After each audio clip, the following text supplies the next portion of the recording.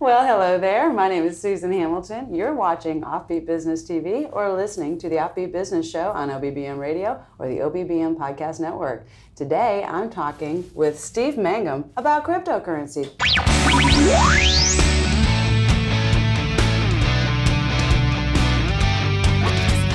You're listening to the OffBeat Business Show, rebuilding American business influence locally, nationally, and abroad. Bringing you experienced insight for a strong, influential brand and successful life in business. Here's your host, Susan Hamilton. Because friends, we understand who you are. We represent the 80% of American micro to small business that tend to be family-owned businesses of 9 employees or less.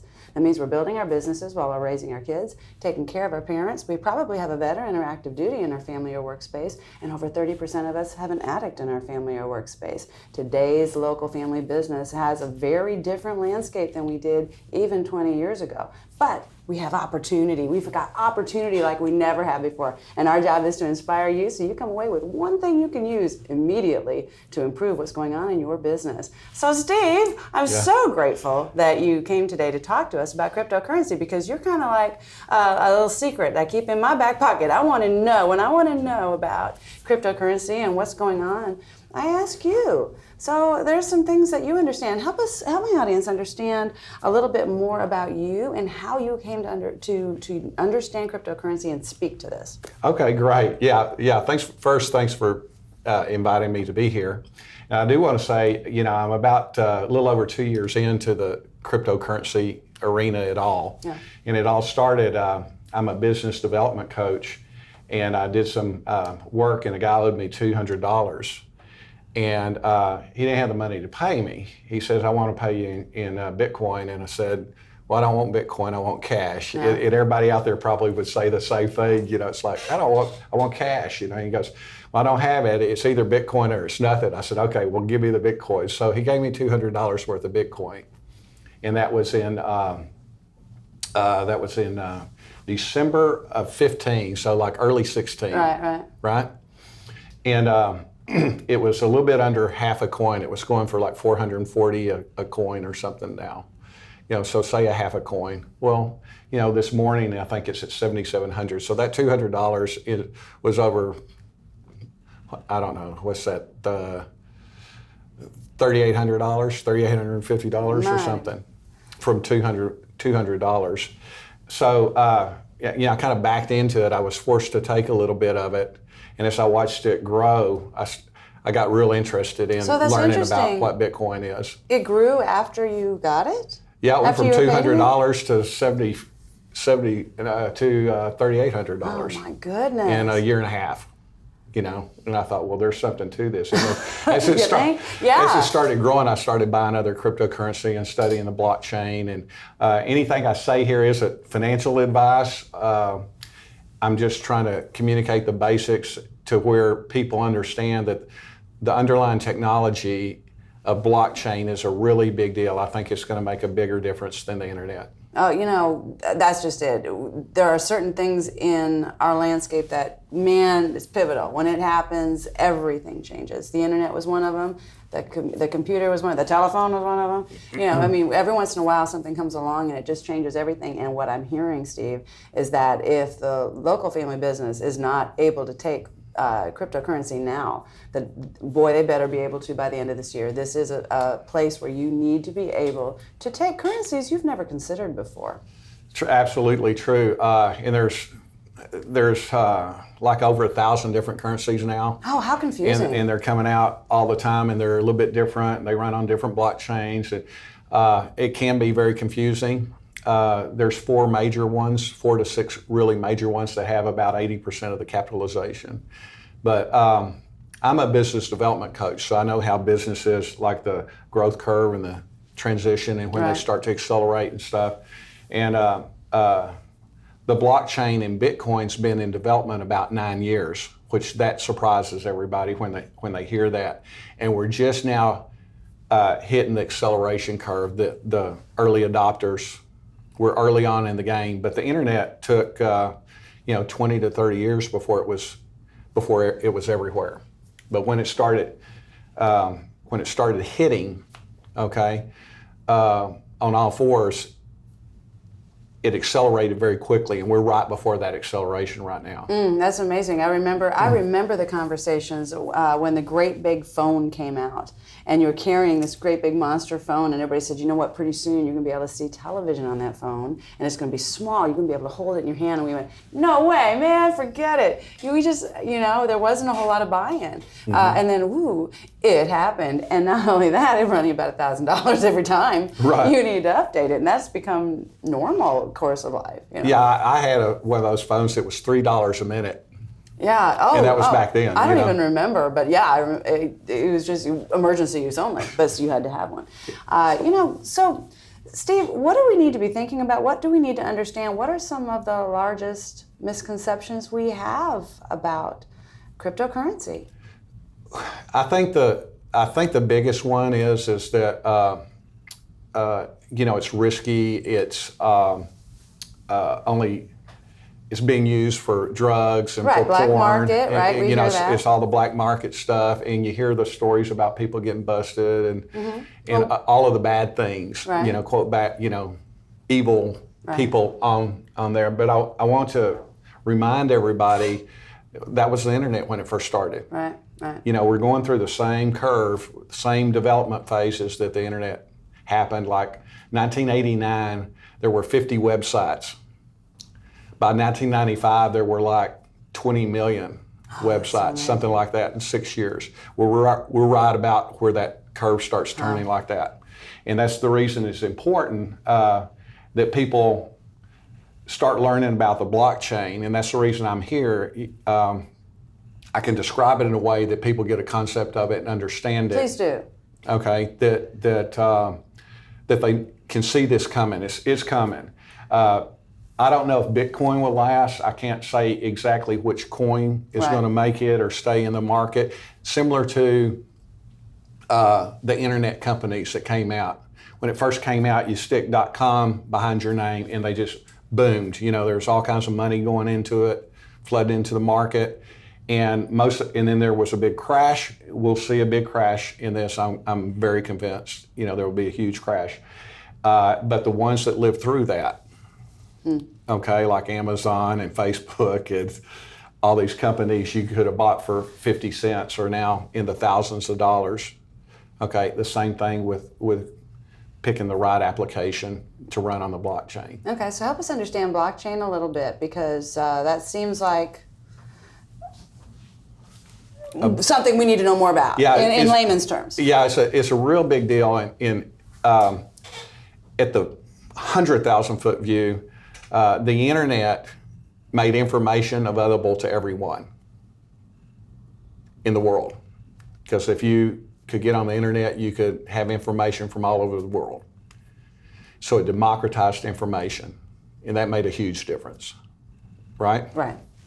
Well, what the blockchain does, and it makes available transferring value. In other words, doing business, making payments to anyone in the world, peer-to-peer. Just like if I walked up to you and handed you cash, I don't need a bank to do that. Right. And the reason, if you look into the history of the internet, for example, the reason the porn and the drugs and all of those businesses were the early adopters because they're cash businesses. The banking system didn't work for those businesses. So naturally, the people that want peer-to-peer payment would gravitate there first. They would be the earliest adopters, right? But just like the internet too, it takes a while for everybody to start implementing that in their normal businesses. Now the internet isn't just that, Right. Now the internet's nearly everything. Okay. Right? I anticipate the same thing's going to happen with blockchain. Well, you're talking about it being a ledger. Mm-hmm. Yeah, so when I make payments to you, it's recorded on the bank's ledger. Okay? Right. So, and if we have two banks, well, they call my bank to make sure I have the money on my ledger, and then they transfer it to your bank on your ledger. Okay. Right. Now, that's a concept we can all understand. Right? Right. Now, if we were in the same bank, it would do it inside the bank. It would take it from my account and put it into your account, but it's on the bank's master ledger. Right. Okay? So the blockchain is a distributed ledger to where every transaction in the last, say, 10 minutes is recorded on a ledger, like it would be if we were inside of one bank. Okay. Okay? Except that ledger travels with the payment. So now you have an account for every transaction in the last 10 minutes, and I have an account of every transaction in the last 10 minutes, including our transaction. Yes. Okay? Okay. There's 2 encryptions for that. One for the entire ledger, and then our transaction is encrypted. Okay. And we have access to only our transaction, but we have the entire database. All right, so everything that's happened until you've gotten it, that's what you have. All of it's recorded, and you have the entire database too. So every person with a transaction has the entire database, but they have access to their piece of it. Okay. Okay? Now the importance of that is there's no bank. Because we both have the ledger, there's no third party needed to hold the ledger. Huh. Boy, didn't he just make that simple? Didn't he just make that simple? Thank you, Steve. Oh, my goodness. And when Yeah. I go to make a payment, it looks up on the ledger if I got the money, and if I do, it transfers it to you and sends that recording on, and then updates the other 9,000 ledgers behind it because they're all connected. Now, my cynical mind says, no wonder there's so much negative press, actually, about cryptocurrency, and there is some fear that's really being kind of festering around it. I mean, here it is, this thing that has so much potential, but that on the other hand, there's, oh wow, danger, Will Robson's. There's this thing. Exactly. That we don't trust it. You start putting 2 and 2 together. Yeah. Okay. It's like what I want to say is, who doesn't trust it? Who is it a danger to? Okay. Who becomes irrelevant if we don't need a bank or the government, if we can do business directly with each other? Now, would that do anything with Wall Street? Would that do anything? Would that change your opinion of Wall Street to, say, the independent stock market and Main Street? Listen, we're going to listen to some of our sponsors, and when we get back, I hope you're enjoying this conversation as much as I am, because Steve's got so much to offer, and know that you can find this information at offbeatbusiness.com and on OBBM Network Podcast. We're going to be right back with more from Steve Mangum. The American business economy is positioned as it has never been before. Professional videography is a core element for attracting a higher level of engagement with the people group you need for significant impact. Now is your time to shine. My name is Bill Brock, owner of White Rock Films, and I invite you to a powerful opportunity in the marketplace, an opportunity to draw excited people to your events, an opportunity to showcase your ideas on infrastructure, an opportunity to become known as the industry authority and enjoy the associated benefits of a strong, influential brand. Video highlights, video teaches. Video puts a resistant market at ease, and video stirs the hearts and imaginations of your allies and strategic client base. White Rock Films offers full audio, video production for businesses ready to embrace the future, handling your project with professionalism, experience, and polish unheard of in the industry. My name is Bill Brock, and White Rock Films wants your business. See us online at whiterockfilms.com. Experience the Zeal difference. It's my favorite beverage. I never thought nutrition could taste so good. I know it's why I feel the best I've ever felt. Wouldn't start my day without this beverage. Every once in a while, a product comes along that's so innovative, it has the ability to shake up how we feel about nutrition. You're about to be introduced to a one-of-a-kind nutritional powerhouse. It's scientifically formulated and backed by a landmark clinical trial. This wellness product has created a movement that has already generated over $300 million in sales. It continues to change lives, create a thirst in people to be healthier, and is inspiring generations in ways other beverages simply do not. It's called Zeal, and thousands of people worldwide, just like you, appreciate that it takes the guesswork out of nutrition and why it's loved by so many. If you don't experience the Zeal difference in 30 days, we'll refund your money. Join us in this movement and experience the Zeal difference. And we're back. Hi, I'm Susan Hamilton, your host of the OffBeat Business Show on OBBM Radio Dallas and the OBBM Network Podcast, and you're watching OffBeat Business TV, which we record simultaneously. Today, I'm talking with Steve Mangum, and we've been talking about cryptocurrency, and we just made some pretty interesting connections as he's sharing with you how important it is to be able to take cryptocurrency as early as this year, folks. Yeah, so, just to summarize is basically the blockchain is a distributed ledger, and every transaction is recorded upon it on that ledger. So say in the last 10 minutes there's 10,000 transactions, there's 10,000 copies of that ledger. And each copy has to match up exactly, or one of the transactions have been changed or altered in some way. And so what happens if that's the case? Well, they'll rectify it. They pull out that transaction and then handle it. Which means they delete it? Well, they'll see what's wrong because something's happened. In other words, somebody has tried to alter that or alter that. So do you find that there are any certain cryptocurrencies That's like a bounced check. You're not going to put that check in the ledger, right? You're going to take it out of the ledger because it's not valid. Okay, so that's a great representation. Thank you for really putting that into terms that we can understand. Or you're going to see what's up with that check, and Yeah, because sometimes there's a number off, right? Or sometimes those things happen. It can be quite painful. But the fact is that you're not able to do that because you're not able to write a bad check because you're not going to have the crypto to do it with, the payment to make it with. So it won't allow you to make the payment in the first place. Okay, so it just jams everything up until it won't allow you to make the payment. Solved. It's like going to your bank and they say you don't have the money. It's, you're not going to be able to buy that. So what are you trusting these days when you're looking at the cryptocurrency landscape? Do you put your faith in? I know your faith is not in money, period, because I know you. But I want to know where you're trusting this thing to go. Are you watching the sale move in a certain direction? Well, if you're looking at it, it's just a payment system. It's just a payment system. We've gone way past that to where people are investing and looking at it as securities or store value, not a method of exchange, like as a currency. And as a currency, it isn't real good yet because it's very volatile. The price is very volatile. It's not very stable. That's just because it's like 1/10 or 0.5% of the total payment system.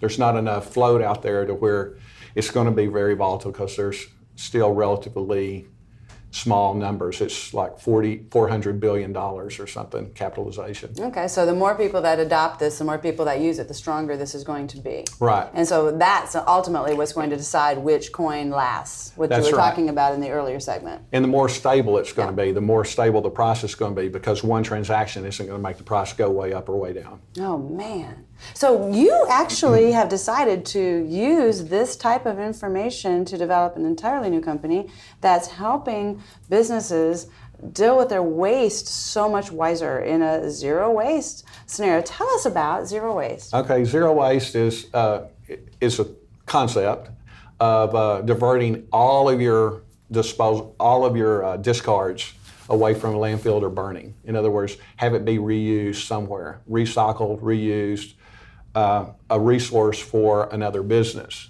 local business, to where that isn't ended up in the environment and wasted. Right. Okay, so it's a mindset to start looking at these as assets or resources instead of waste or trash. Mm-hmm.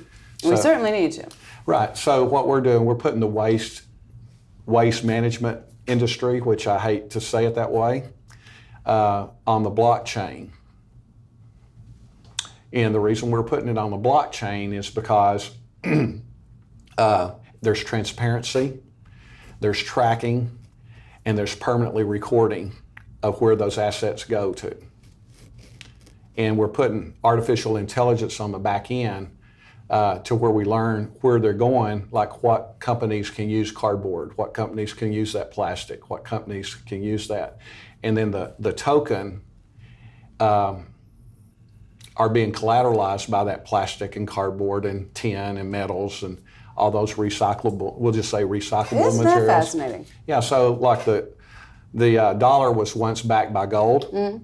Well, our SAVE, S-A-V-E token is backed by cardboard and plastic and glass and all those materials that it represents. So they give the token value, and the more it's used, the more valuable it will become. And the tokens actually create value for the assets that are being thrown away right now. Totally changes everything. So when you start getting rewarded for doing the right thing, for like recycling, you get 5,000 points or saves or So whatever. I imagine you're working with municipalities right now. We're going business as business first. Oh, wow. Isn't that exciting? Yeah, we're going business to businesses first. I like working with entrepreneurs because they're a little bit more open-minded. Yeah. And it's peer-to-peer payment. You got to remember, it's peer-to-peer payment. So there are companies that control the industry right now that it's going to be it's going to disrupt. Primarily the people that have control of the information in the businesses right now are the waste management companies.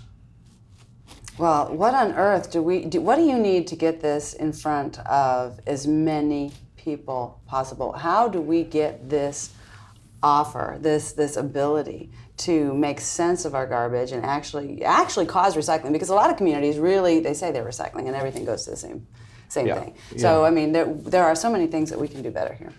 Well, what we're actually going to do, we're building a DApp, a decentralized application that runs on our own blockchain. Okay. That's the way to do it, those apps. So it's a decentralized application. In other words, we have created a Internet of Things dumpster, a smart dumpster. Okay, and that dumpster, when it's full, calls for a ride, just like you'd call for an Uber ride. And it says, I'm full of cardboard. I need to go to this recycle center over here. Okay? And y'all tell me how much you'll give me a ride over there for. And then the companies will bid on the best price to take it from point A to point B. Now, if they take it to point C, if they take it to the landfill, guess what? Would you pay for a ride if Uber took you to the wrong location? Or the landfill? No. Right. They don't get paid. Right. Okay. So once it's delivered to the right location, it pays the source for the cardboard and it pays the hauler for the ride. Okay, well, and that's it pays for a fascinating. transaction fee or conversion fees and stuff like that for us, for the DAP, So- running the system. How can people find out more about you and more about this product? Yeah, if you're interested in finding out about that, there's a white paper at zerowasteadvocacy.com, and just go in there. Is that spelled out zero? The word zero, wasteadvocacy.com, yeah. Excellent. So friends, you're going to have all of that information accompanying this video and accompanying the podcast so that people can find out more about you. Is there any way that they can reach out to Steve Mangum? EVP, like Executive Vice President, zerowasteadvocacy.com. Yeah, There that'd you be go. the best way. Okay. Well, make sure that information is there. Friends, I hope that you take this seriously because things are changing now, and this isn't the only conversation I've had, and I know it's not the only conversation you've had. People are talking about cryptocurrency, and they don't understand how it relates to their business. But this is that pivotal time, friends, and we're stepping out. People are stepping out today, and we need to make sure that our businesses are able to adapt and to take this on. Reach out to Steve Mangum, learn more about this, find out how you can get involved with Zero Waste Advocacy, and see just what that means for your company. I think you'll be quite amazed. Until next time, this is Susan Hamilton. You've been watching OffBeat Business TV, listening to the OffBeat Business Show on OBBM Podcast Network and OBBM Radio Dallas. Thank you so much, Steve. I appreciate Thanks, you. You've been listening to the OffBeat Business Show. Find our lineup, podcast, magazine, event calendar, and sponsor information, even our membership directory, all available on the OffBeat Business app or at offbeatbusiness.com. Download the OffBeat Business app today. Take this for me, but I don't know how.